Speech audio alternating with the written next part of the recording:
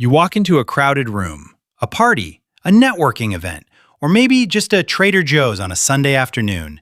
Immediately, the air feels thick. The noise isn't just sound, it's a physical texture grating against your skin.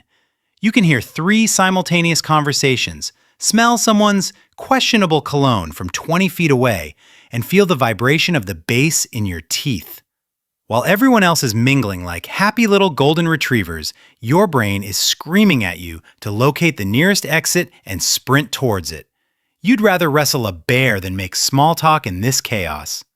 Let's pump the brakes. It's not that you're antisocial, it's not that you're a snob, and it is certainly not that you hate people. It's that your operating system is currently experiencing a critical error due to input overload. You aren't panicking, you are buffering. Society calls this social anxiety or agoraphobia. I call it having a high-definition nervous system in a low-resolution world. Here is the uncomfortable truth regarding how we view social settings. We live in a culture that fetishizes the more the merrier mindset. If you aren't thriving in the mosh pit of humanity, the world assumes there is a glitch in your software. They tell you to put yourself out there or stop overthinking it, as if your reluctance to be squeezed between two strangers talking about cryptocurrency is a moral failing. Society has been completely wrong about you.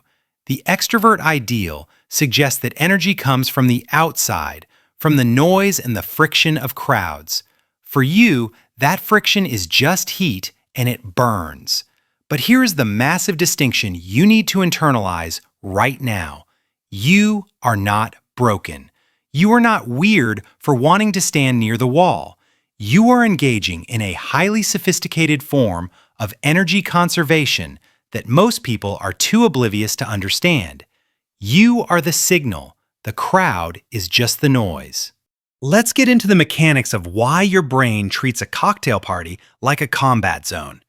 It usually starts with your Reticular Activating System, or RAS. Think of this part of your brain as a nightclub bouncer for sensory information. In most people, the bouncer is lazy. He lets a lot of unnecessary data slide by without checking ID.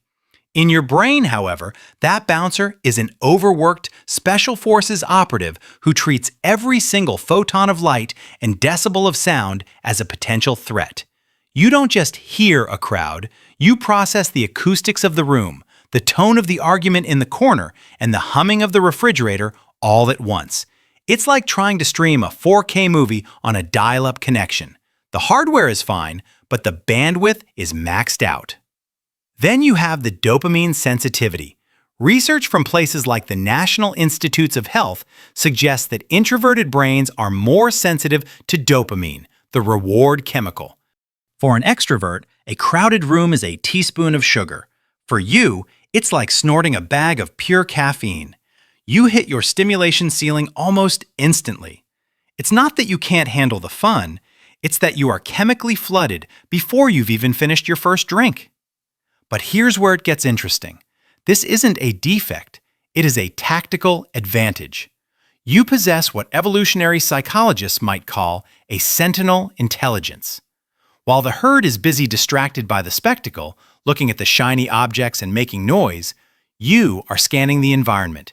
You are observing dynamics, noticing micro-manipulations, and spotting safety hazards that the loud folks miss entirely. It's actually a superpower. You aren't antisocial, you are discerning. Your brain prioritizes deep signal processing over shallow data gathering. A study from Yale suggests that individuals who prefer solitude or smaller groups often display higher levels of metacognition, thinking about thinking. You aren't avoiding the crowd because you are afraid, you are avoiding it because you can see right through the performance. You value authenticity, and crowds are rarely authentic, they are performative. You are a fortress of integrity in a sea of fluctuating social norms. This goes back further than you think. This isn't just about your childhood, this is about your ancestry. In ancient tribal structures, survival depended on role diversification. If everyone was dancing around the fire, who was watching the tree line for predators? That was you.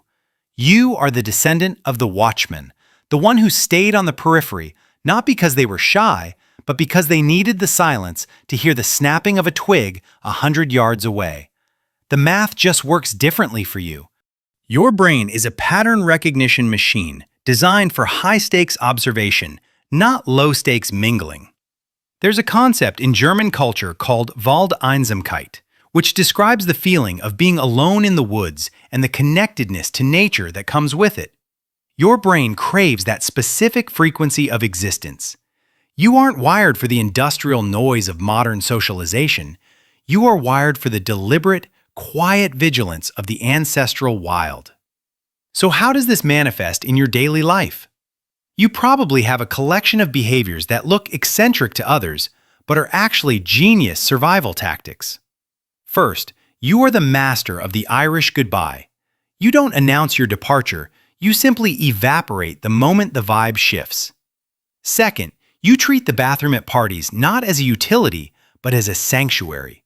You will sit in there for 5 minutes just to reset your sensory baseline, staring at the tile grout like it's a meditation mandala. Third, you have an uncanny ability to spot the exit strategy in any room within 10 seconds of entering. You never sit with your back to the door.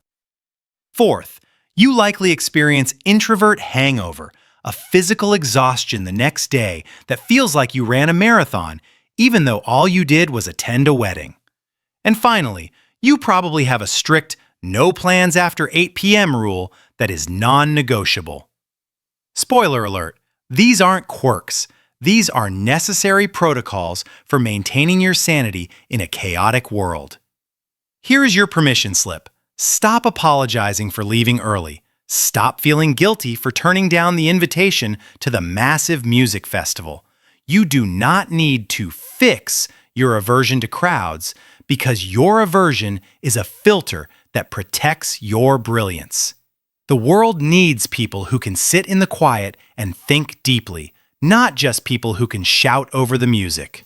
You are built different, and that difference is what keeps you observant, safe, and profoundly connected to the few people you actually let inside your fortress. Embrace the periphery. It's where the best view is anyway. If this video just explained your entire existence, don't scroll. The next video explains why you over-prepare for every conversation before it happens. Wild, right? Tell me in the comments, what's the longest you've hidden in a bathroom to avoid people?